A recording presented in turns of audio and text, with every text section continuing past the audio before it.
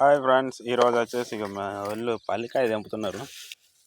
గుంజలు గుంజలు గుంజలు ఇదంతా పల్లికాయ చూస్తున్నారు కదా. గ్రౌండ్ నట్స్, వేరుశనక్కాయలు అంటారు కదా. శనక్కాయలే ఇదంతా చూసేదంతా ఇక శనక్కాయనే. మనం చిన్నపాటి కొద్దిగా వేసుకున్నాం. ఈ సాళ్ళ మాదిరిగా ఇట్లయితే వేసుకున్నాం. ఇది వచ్చేసి శనక్కాయ చేనే. దీన్ని ఒకసారి పీకి అయితే చూపిస్తాను. నీళ్ళు లేక గట్టిపోయింది. ఇక శనక్కాయలు చూడండి ఎంత బాగా కాసాయో.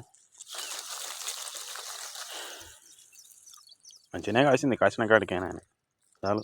కానీ నీళ్ళు లేకుండా ఇది ఇంతగానో కాసుడు ఎగ్గరేట్లు.